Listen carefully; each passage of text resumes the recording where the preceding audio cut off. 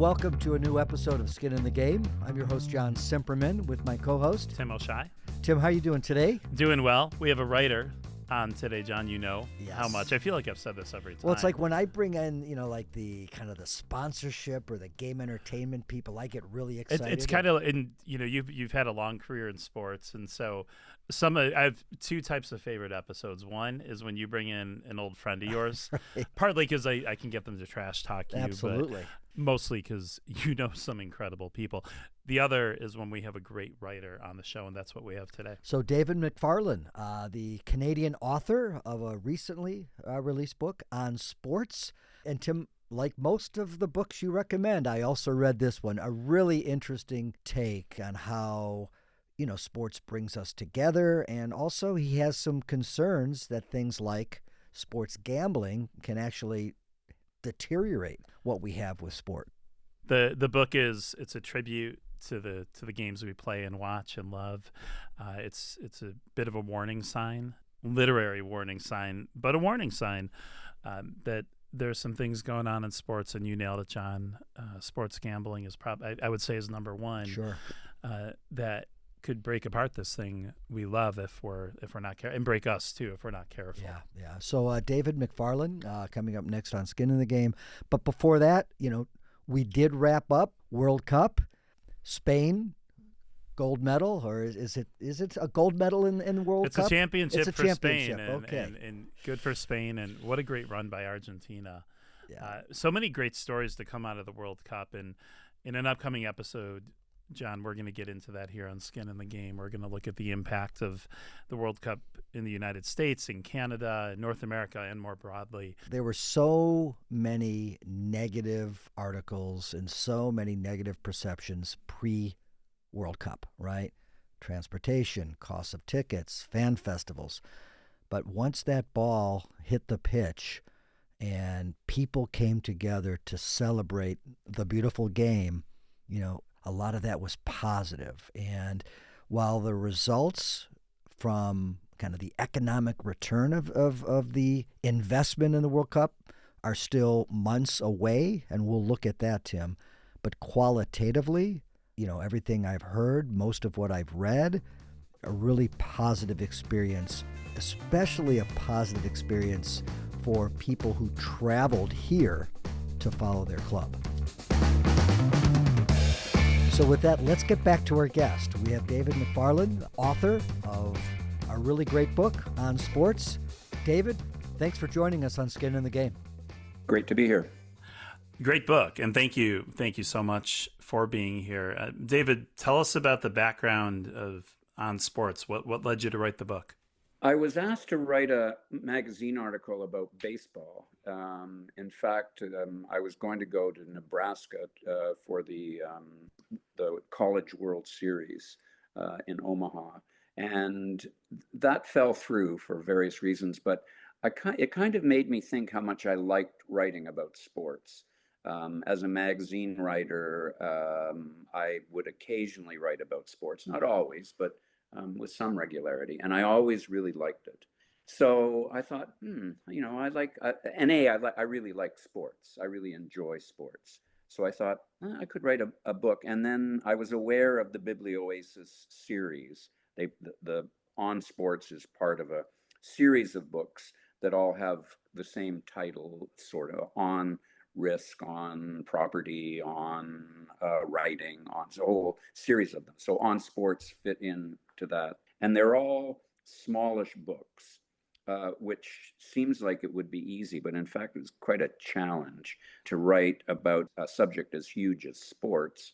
The other thing that was difficult was that I became quickly aware of the fact that the sports story of the moment changes by the moment. And so if I had written extensively, let's say, about the Blue Jays' run in the World Series, it would already be out of date. So there were all sorts of potholes that I could have fallen down. But basically, the short answer is that I really like writing about sports. So this was a chance to do that.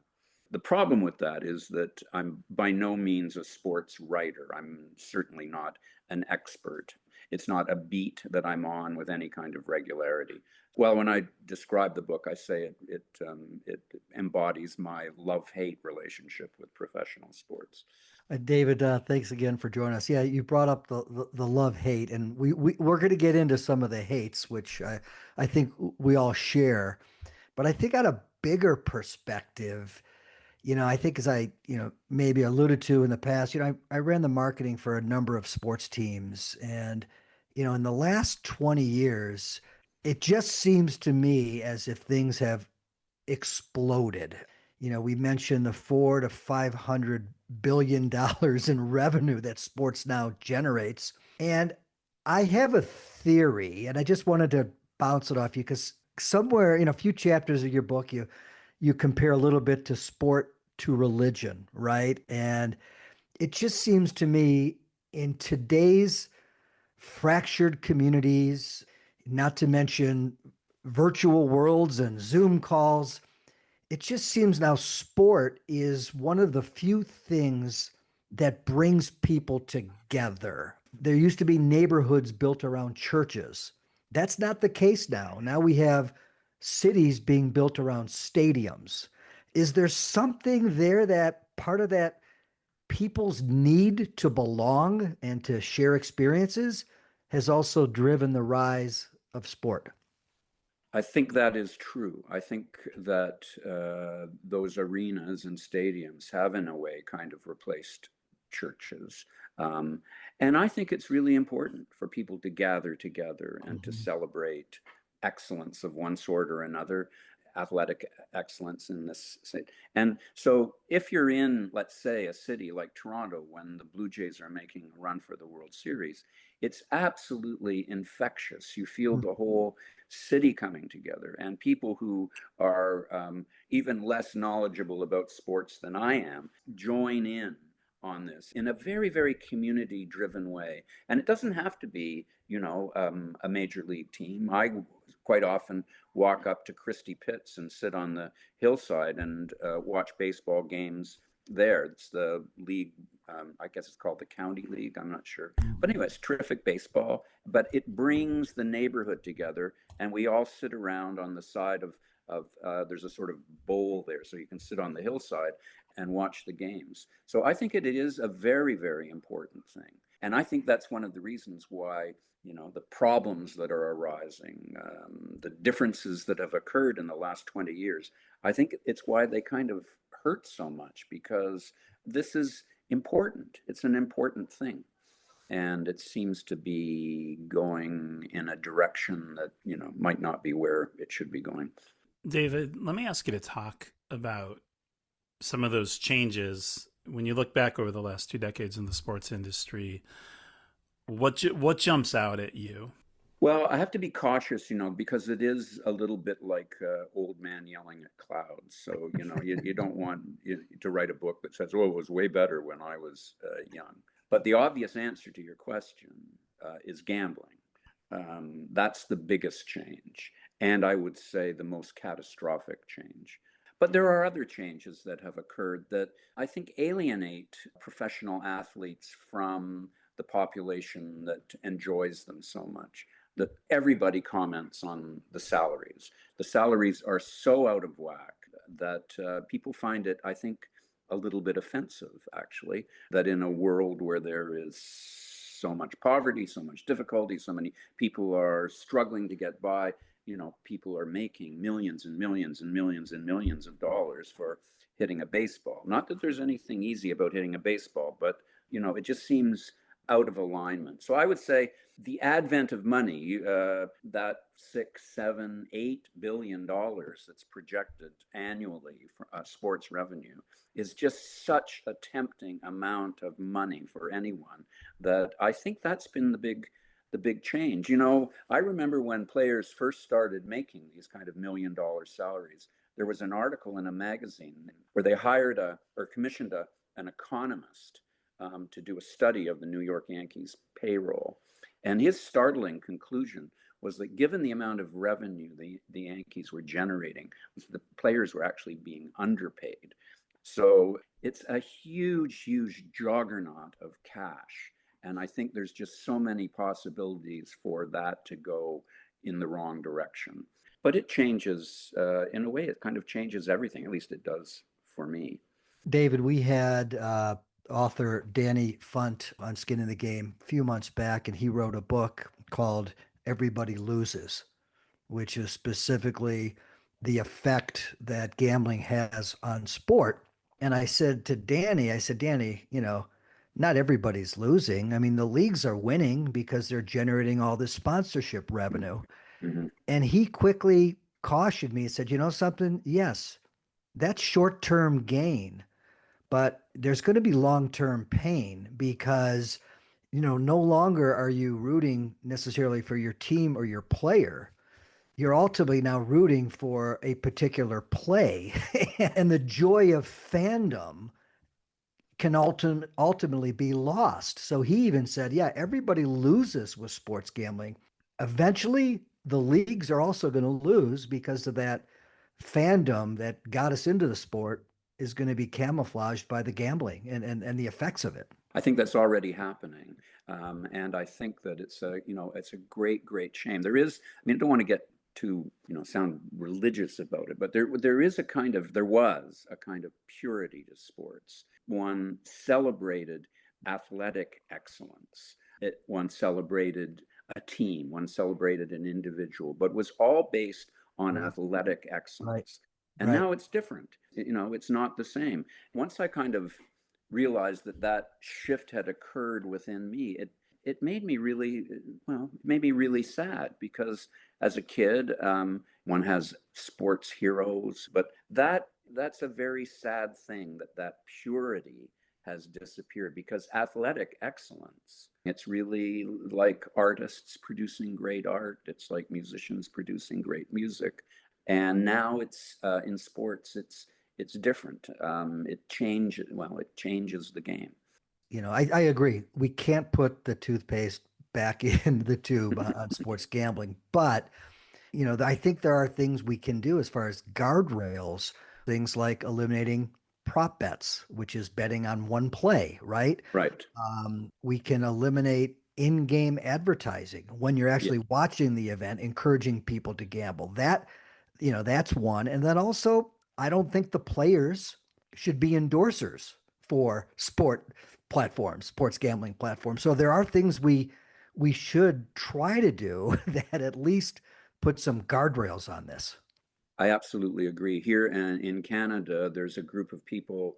Bruce Kidd is one of them, John Macfarlane, John Sewell, who are organizing or lobbying, I guess, to get rid of, well, not get rid of sports gambling, but to get rid of gambling ads during games, because that really is, at least to me, really offensive. I found it a bit distressing that prior to gambling, the professional leagues, particularly hockey, I might say, had this kind of avuncular talking to all of us about this wonderful national sport. And I say in the book, they imagined the audience was, but a bunch of adolescents, who wanted to know about how to play hockey. That's why people were watching. Well, now that's not the case. People are watching it because they're betting on it. So that's changed all of that. And so I found it disconcerting that Hockey Night in Canada, for instance, late lamented Hockey Night in Canada, that it would sort of overnight change from being this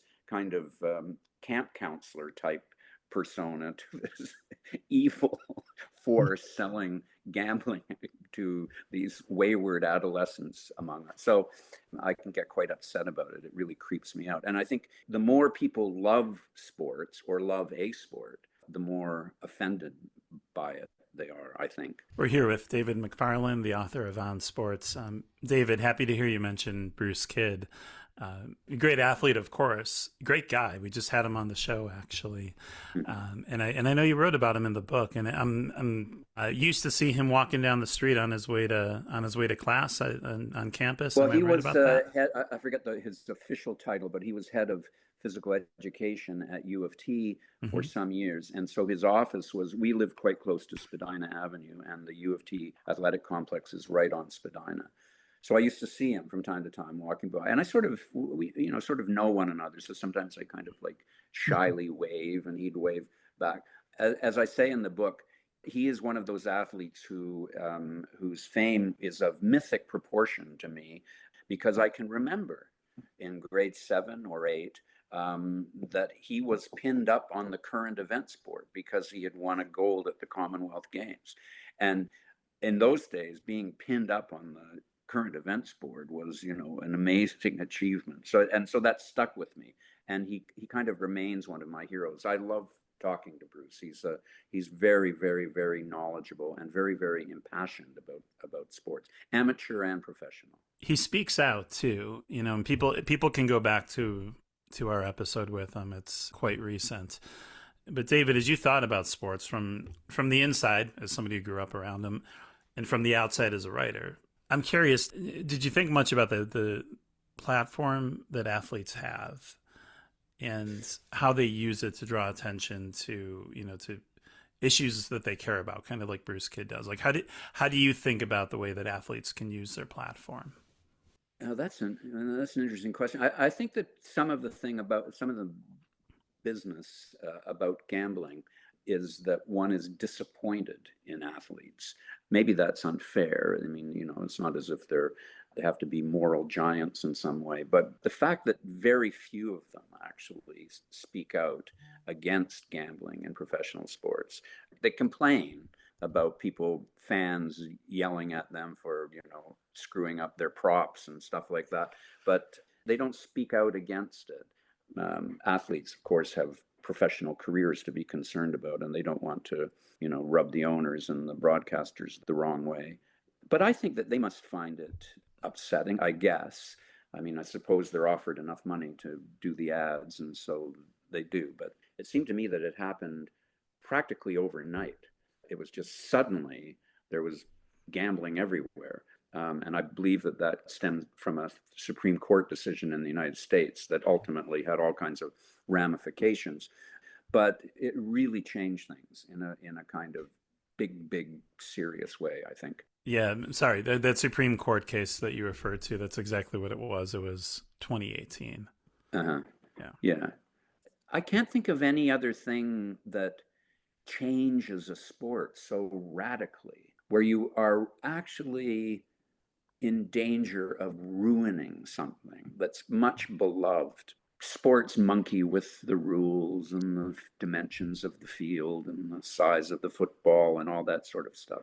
But a change like adding online gambling and ads for gambling is a profound, and I would say profoundly negative change. Yeah.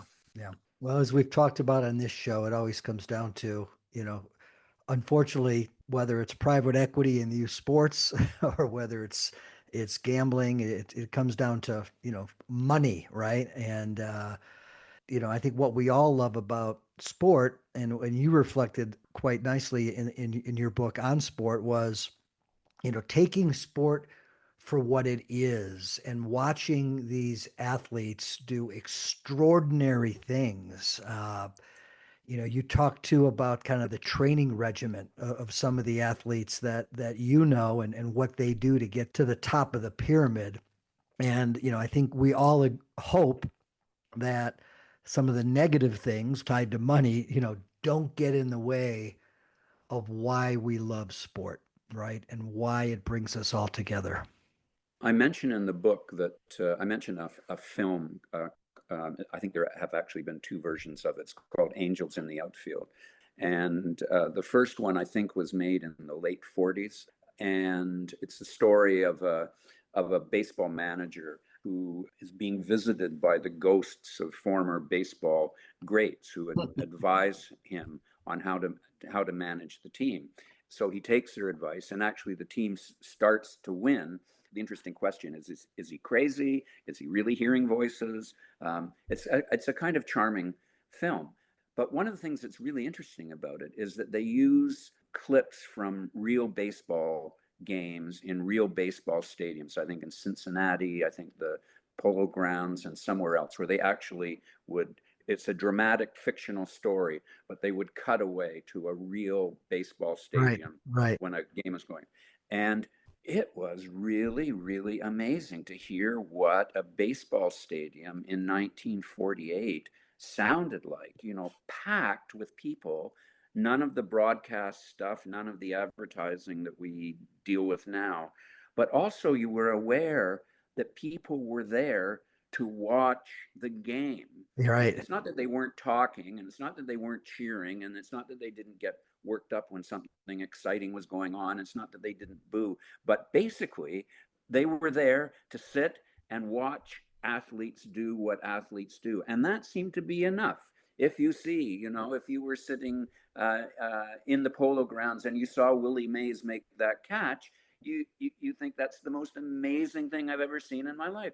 But now, going to any sporting event, baseball, particularly basketball, it's just an entirely different experience. So this is where I start to fear that I am sounding a little bit like, old man yelling at clouds. But I mentioned in the book that my friend Allison Gordon, who covered the Blue Jays for a number of years for the Toronto Star, she approached Blue Jay management and she said, why don't you have one game a season and call it Old Fashioned Day? And it's just the way a ballpark used to be. Right. Of course, that wasn't going to happen. It was too much money lost. The fact that people went and sat and watched, they didn't feel compelled to do the wave. They were watching athletes. That's what sports always was to me. Yeah, we're with David Macfarlane, the author of On Sport.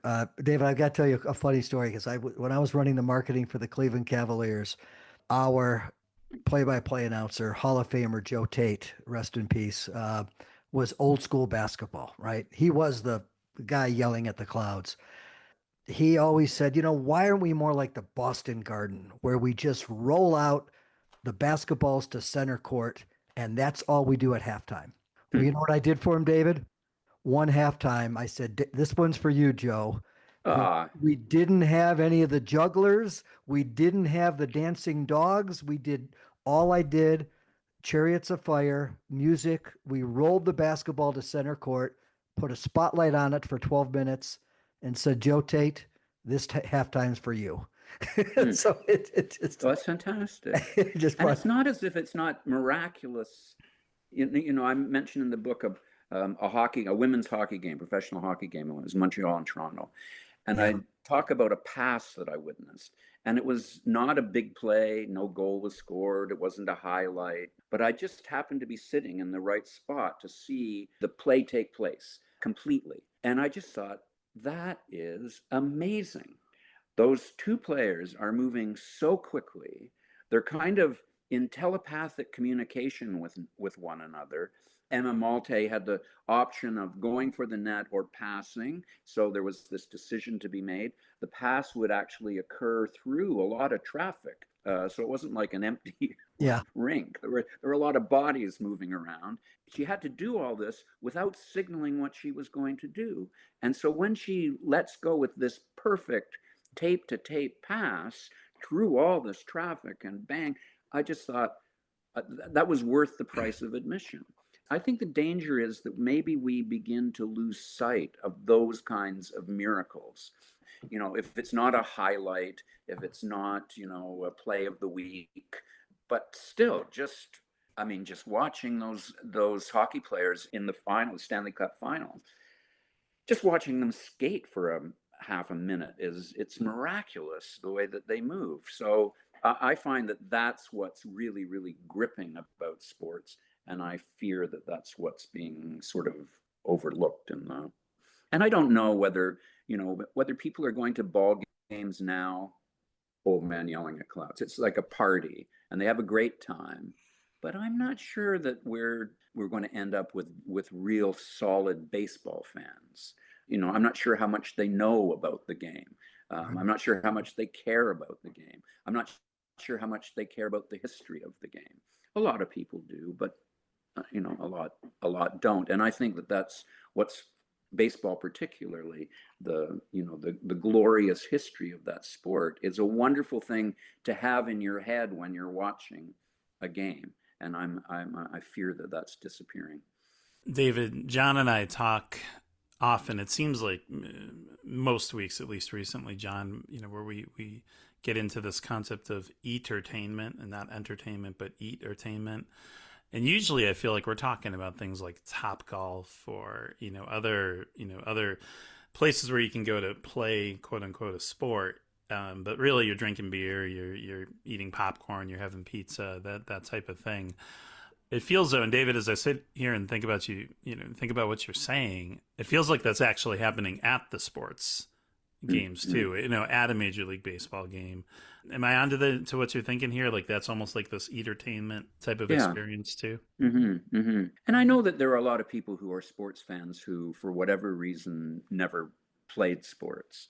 And I don't want to make it sound like I'm any kind of athlete, because I'm not.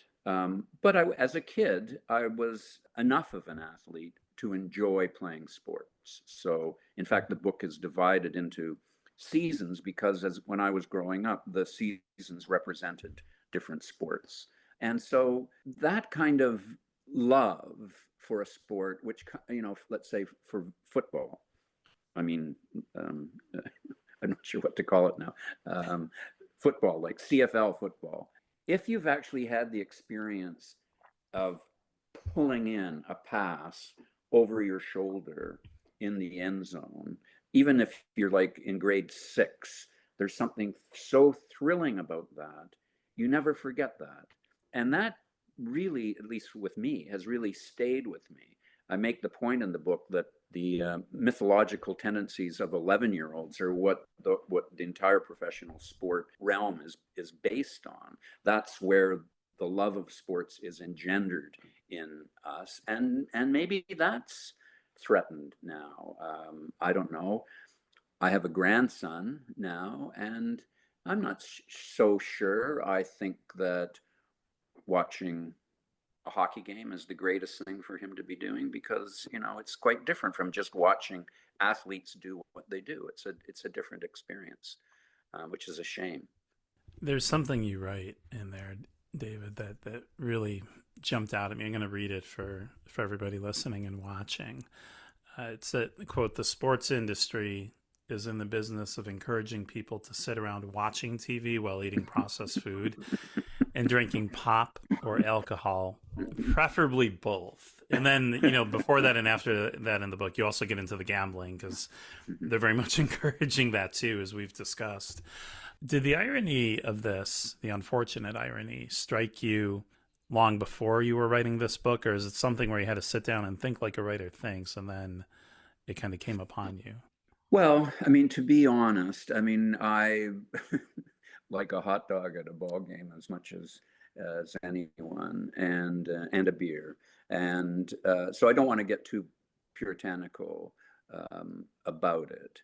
But there is this people who are selling sports. Maybe John can speak more knowledgeably to this, but they're selling an experience, a kind of, it's like an amusement park ride, and the game is part of that, a big part, but it's part of it. Whereas I think a generation ago, the game was what it was. You went to see the game. So I think that kind of entertainment is taking over sports, for better or worse.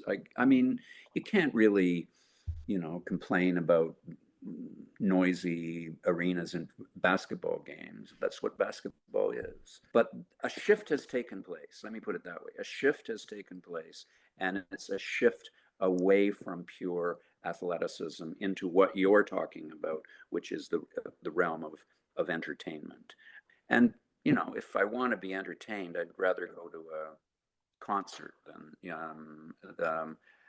and I find the stadiums or baseball ballparks are kind of Toronto's.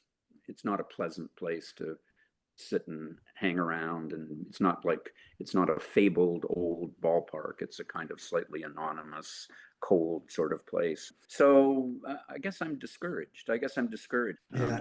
David, I'll kind of echo your comment and I've seen it change drastically. It is, the teams are selling a full experience that starts an hour and a half before the game, so that you're in the building and you're buying another jersey or another hot dog.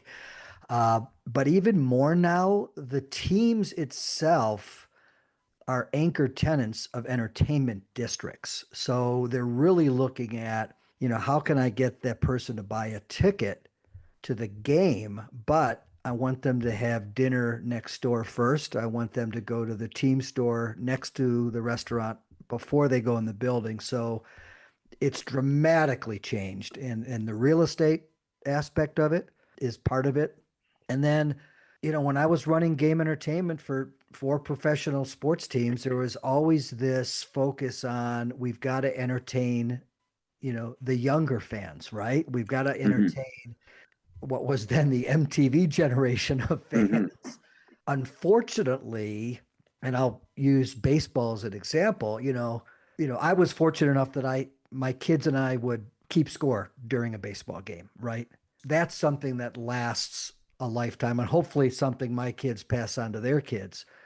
But I think with this major focus, looking at these giant jumbotrons the entire game, you lose sight of what's happening on the field. I think that's right. On the positive, I think that is why I, for one, am such a big fan of Olympic sports. Uh-huh. One, gambling hasn't got into them yet, has it? Well, I think it has. I think you can bet on.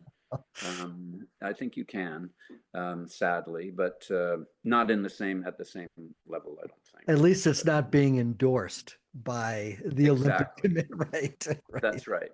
Yeah. You, you know what I love, and David, I'd love to run this by you. I love going to CFL, Canadian Football League games. Those to me still feel pretty pure. Hmm. Not I wasn't at them 30 years ago, and I'm guessing there is a distinct difference. But I know you were. I know you grew up right by I think you grew up right by the Hamilton Tiger Cats Stadium, right? Grew up in Hamilton, yeah. So the Tiger Cats were like a huge deal when I was growing up in Hamilton. Everybody followed the Tiger Cats, and they were, and that was an era when they had a particularly strong team and won the Grey Cup a number of times. But I agree with you. I agree with you. It's a little lower key. It's a little more focused on the game, which is wonderful. I'm all for the I'm all for the CFL. I want the CFL to survive. I worry about it, but I want it to survive. Yeah, we've talked about the CFL as well. Paul Woods was on the show. A great Canadian football writer, as you know, and encourage people to go check out that episode if they want real insight into what is working for the CFL and what some of the most vital challenges are. David, I've got to ask you to tell the story though for folks about your neighbor having the Grey Cup. That would be for people who aren't aware, the CFL's championship trophy, having the Grey Cup just stored in their house over the winter, right? Yeah, it's true. Yes, on the street that I lived on in Hamilton, there was a family that lived sort of just across the street, and Mr. Gibson, they were the Gibsons. Mr. Gibson was the treasurer of the Tiger Cats, so he worked in the office, and he would and he was also in charge of putting together the interlocking schedule for the CFL every year. And whenever we'd go over to play, and Mr. Gibson would be working on the interlocking schedule, we'd always be, say, you have to be quiet, Mr. Gibson's working on the interlocking schedule. And they made it seem like it was like, rocket science. And at a certain point, I thought, wait a minute. There's only 6 teams. How complicated can the interlocking schedule be? And in those days, so this is the 60s, early 70s, I guess. The monetization of the cup, and I go into this a little bit in the book about how the sort of fetishization of the hardware, now the Stanley Cup is like taken around and people go and visit it, and the guy has white gloves who carry, all this sort of stuff. But that didn't exist. So after the championship game, and the Grey Cup was presented to the Hamilton Tiger Cats, there would be a little flurry of photo ops and this and that for a while. But then actually nobody really knew what to do with the cup for the rest of the year. And so amazingly, it was kept in my friend's cupboard across the street at the back of their kind of china closet sort of thing. So you'd look in and there would be soup tureens and pots and this and that. And at the back was the Grey Cup. It was much smaller in those days because they've added a whole base to it. So it was the kind of thing that you could actually put in your cupboard with your china and your soup tureen and stuff. And so we would get it out and fill it up with ginger ale and drink from it and pretend that we were in the locker room and that we just won the Grey Cup. And it was fun. But it was this strange thing where no one had figured out that there was money to be made on the cup. So it just sat there gathering dust in my friend's cupboard. Classic, classic, classic.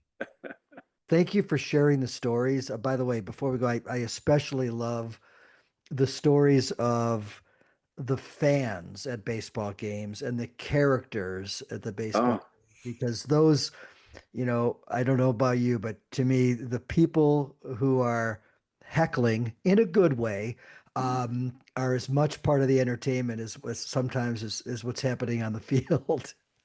oh, I used to love that so much. These characters, and also hockey games. My dad would take us to Yeah. a hockey game at Maple Leaf Gardens now and then, and he'd always get seats in the grays. So you'd be up there, be like this fog of cigar smoke and cigarette smoke, and you'd be up in this cloud. And there were these guys around who were always, at least to me, they seemed so funny, so knowledgeable, so caustic.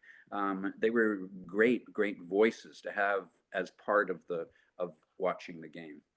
I do think that there are still those opportunities to experience sport, whether it's the Sandlot game that you experienced down the street, minor league sports from minor league hockey to Hmm. minor league baseball still has a lot of that authenticity. There's still hope for us sports fans out there to to get a taste of true sports experiences. So I agree. I quite agree. Tim, I want to thank you for bringing David on the show, and again, thanks for the book on sport, which I do encourage any of our viewers or listeners to grab a copy. It's a great read. Thank you very much. Tim, I want to again thank you for bringing on David Macfarlane. Great conversation. Yeah, great book, great conversation, John. Not only does his approach to the book capture what we're about here, that sports are a part of all our lives, whether Like it we or not. think it or not. Right. But sports has some real poetry, some great things, and it has some real problems, and he's incredibly candid about all of it. But I think we do need to let our listeners know the book isn't all about the problems of sport. The book also, at least half of the book, highlights the beauty and the positives of sport. And I think David's book, I just think it helps enlighten the fact that we have something great here. The athleticism, the drama, the ability to bring people together of different cultures and different races and different religions and knock down those barriers. But we also need to make sure we don't kill the golden goose. How do we control the online gambling? How do we control some of the prices for folks to attend these events? So, we just need to make sure, we don't lose what we have. Yeah, it reads like a 138 page essay, a really good one. Very poetic one. We talk about the poetry of sports, but this is really a smart, in-depth, deep literary take on sports. So if someone out there is looking, for a read like that, and yes, he'll, to your point, as honest as he is about sports issues, he's effusive over the beauty of sports and what it means to our lives. And there's something we didn't get to, but it's a marketing question, John. So I'm gonna throw it to you.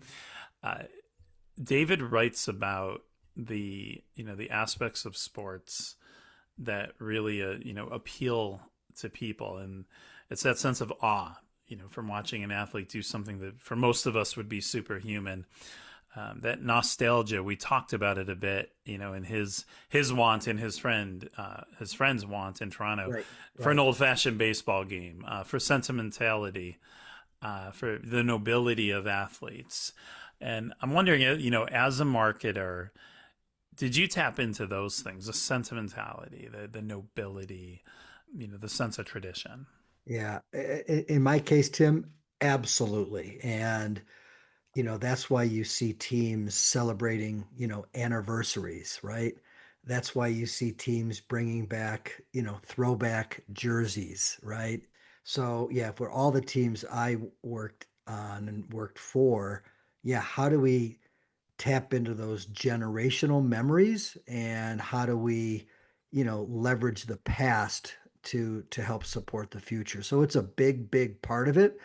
It's one of the advantages of working for a legacy sports team is, you have history to lean on. And, you don't have that if you're marketing an expansion team, right? So you're the new shiny toy, but you can't tap into the past to touch those emotional chords. Yeah, I think over time on Skin in the Game and take a legacy team, maybe the legacy franchise in all of sports, the New York Yankees. We had Mike Vaccaro, Mhm. the writer who wrote a great book about the Steinbrenner family's shepherding of the Yankees and Right.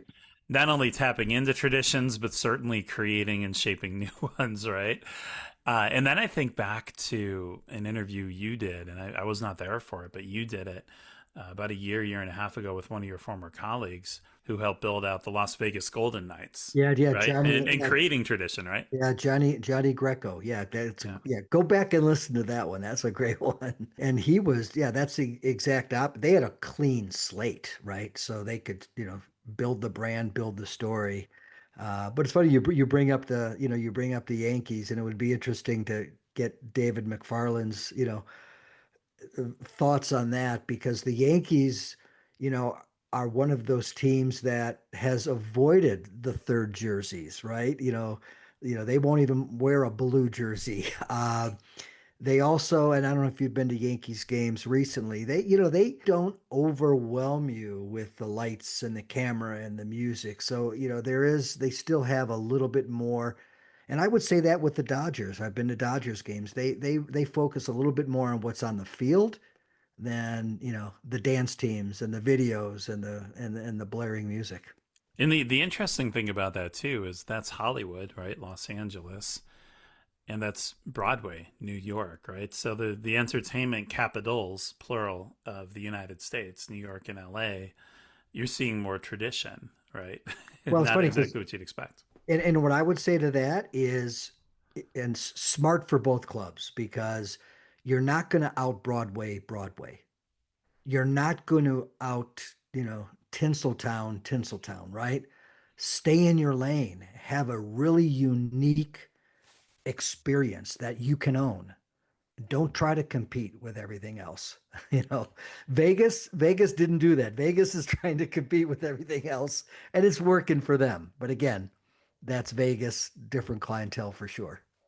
An interesting thing about Vegas too, thinking back to your interview with Johnny Greco, and as glitzy as the Golden Knights, game day staging is, they were doing that primarily for the people of Vegas and Henderson, Nevada. They were doing that for locals, right? Not as much for out of town visitors because you're not going to out entertain people with what they're getting at the casinos. Yeah, yeah. No, and that's correct. But again, they were the first pro team ever in Vegas, right? Now we've got the Raiders, and now we've got the WNBA. Now we've got the Athletics, Major League Baseball coming there. They were the first, so they had a clean slate, and they wanted the quality of the game entertainment to match that of the Vegas shows, but they didn't want to try to outdo the Vegas shows, if that makes sense. I want to go back to something David was saying about, not wanting to be an old man yelling into the clouds. He doesn't come across that way. But I do get what he's saying. He's old enough, as you and I are both, to remember the time before the last 20 or 30 years when everything got, uber hyper commercialized. And as a marketer, though, how do you think about those fans? How do you think about those, to put generations on it, those older Gen Xers or baby boomers, who are out there who do remember a much simpler, less marketed time? That's a tough question, Tim, because I've been in many a marketing meeting where, you've got to play both sides of the fence. You don't want to offend or alienate your core customer. That is that season ticket holder that tends to be older, but at the same time, you need to attract that younger fan base, that younger demographic, right? And unfortunately, with them, you're competing with the iPhone, you're competing with everything. So it's really trying to find that balance. And I'll just talk about the NHL. The best fan experience in all of the National Hockey League is Montreal. And that's been noted by players, that's been noticed by fans, that's been noted by business executives. They have the luxury of leaning on 27 Stanley Cups. They have the luxury of all the banners in the rafters, but they take advantage of that, and they've created an experience that is energetic and attractive to the younger fans, but pays homage to the history and to the older fans. So they found a way to split the difference. But that's what happens in these meetings with these sports teams: is how do you bring in new fans, but how do you make sure we don't alienate our long-term fans? On that note, too, and to a point that I brought up with David, and I brought it up in the light of the Canadian Football League, the CFL. Are there leagues or even teams out there that, in your mind, still keep it kind of pure and simple? Entertaining, engaging, but not over commercialized. Really, the game is still the centerpiece. Well, unfortunately, I've just been on the road to Las Vegas and Seattle, and they're both over the top when it comes to game presentation and the NHL. But again, I would go back to Montreal for hockey. And again, the whole Dodgers experience in LA, it's beautiful ballpark, which, by the way, is probably one of the oldest ballparks in all of baseball. It's lasts the test of time. You can't go wrong with a Dodger dog. I mean, there's so many. So I think it's, and again, I'm a little bit more old school when it comes to game entertainment and game presentation. I like to hear the crack of the bat. I like to hear the puck off the boards. I actually like to have a conversation with the person next to me when there's a timeout. So I don't need all that noise. All right. Well, David Macfarlane's book on sports got us thinking, John, that is for sure. Yeah, no, it was great conversation. And I thank David for joining us here on Skin in the Game. And thanks to all of you for listening and watching. Until next time. Skin in the Game is a production of Buffalo Toronto Public Media. You can catch up with all our episodes on btpm.org or on the Buffalo Toronto Public Media YouTube channel. Thanks for listening.